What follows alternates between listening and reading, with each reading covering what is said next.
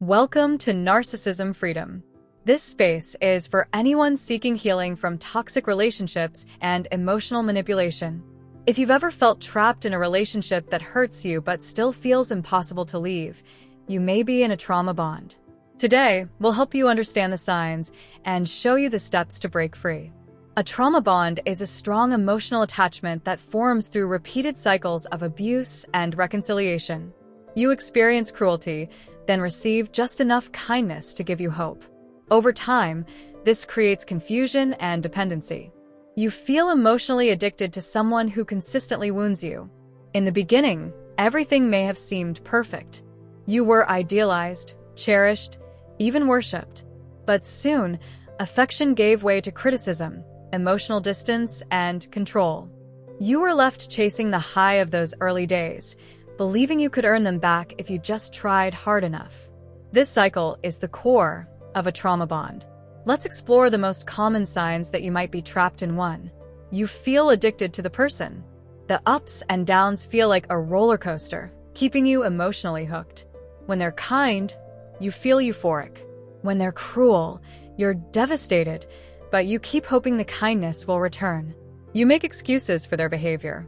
You tell yourself they didn't mean it, they're just stressed, or it's your fault for upsetting them. You downplay or rationalize their mistreatment to keep the connection alive. You blame yourself. You think if you were more loving, patient, or understanding, they'd treat you better. You internalize the abuse as a reflection of your inadequacy. You fear abandonment more than the abuse. The idea of being without them is more terrifying than enduring the pain. You stay, not because you're happy, but because you're afraid of what life looks like without them. You walk on eggshells. You're constantly adjusting your behavior, watching your words, trying to keep the peace. You suppress your true self to avoid triggering their anger. There are constant breakups and reconciliations. You try to leave, but they always find a way to pull you back, through apologies, promises, or guilt trips. The cycle keeps repeating. You're confused about what's real. Gaslighting leaves you questioning your own memory and sanity. You don't know what to believe anymore, even about your own feelings. You feel responsible for their emotions. When they lash out or spiral, you think it's your job to fix it. You carry their emotional burdens, believing their happiness or stability depends on you. You're isolated. Over time, you've distanced yourself from family and friends. The abuser becomes your main emotional reference point. Without outside input, you become more deeply entangled. You've lost your sense of self. You don't recognize who you are anymore. Your dreams, needs, and voice have been suppressed or forgotten. You've been surviving the relationship instead of living as yourself. If you see yourself in these patterns, please know this isn't your fault. Trauma bonding is the result of psychological manipulation. It's not a reflection of your weakness. It's a survival response that's been used against you. So how do you begin to escape? First, face the truth. Acknowledge what's really happening. Stop idealizing the early days. Recognize that the love you felt was used as bait. The kindness wasn't genuine, it was strategic. Educate yourself. Learn how narcissistic abuse and trauma bonding work. Knowledge is powerful. It lifts the fog and helps you stop blaming yourself. Go no contact if possible. Cut off communication. Block them. Don't read their messages. Don't check their social media. Every interaction keeps the trauma bond alive. No contact gives your mind and body the space they need to heal. If no contact isn't possible, due to shared custody or other obligations, use gray rock. Be emotionally unresponsive. Don't react. Don't explain. Don't engage in arguments or try to prove anything. Keep it brief.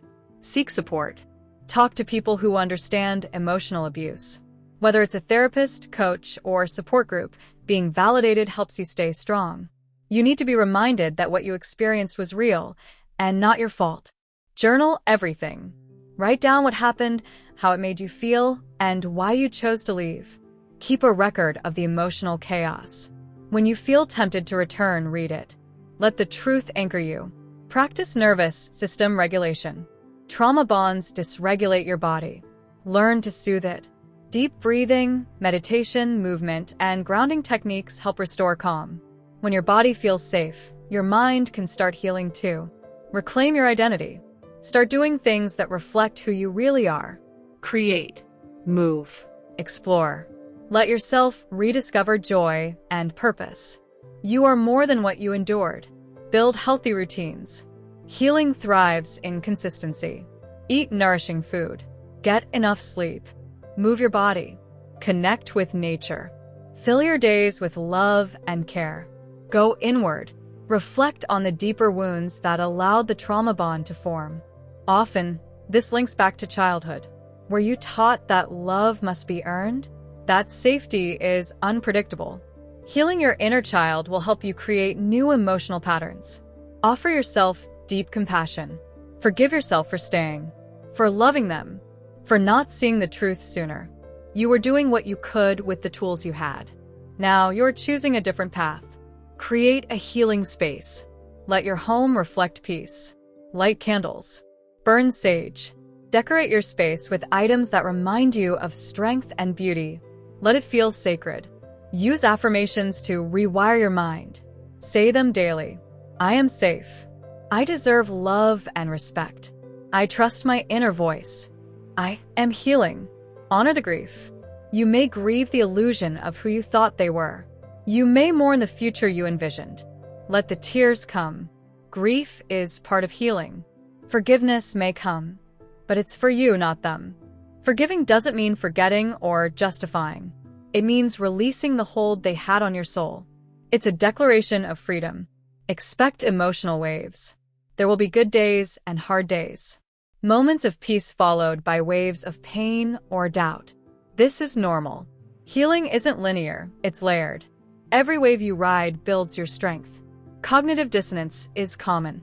You'll remember the good times and wonder if you're making a mistake. When that happens, return to your truth. Reread your journal. Talk to a safe person. Don't make decisions based on nostalgia. Visualize your future. See yourself in a peaceful home, surrounded by love, doing work you enjoy, connected to your spirit. Create goals that align with that vision, even if they're small. Let them pull you forward. Celebrate your progress. Even thinking about leaving is an act of bravery. Every boundary you set is a win. Every step toward freedom is proof of your strength. You are not broken, you are rebuilding. And as you heal, know that you are doing sacred work. You are breaking cycles.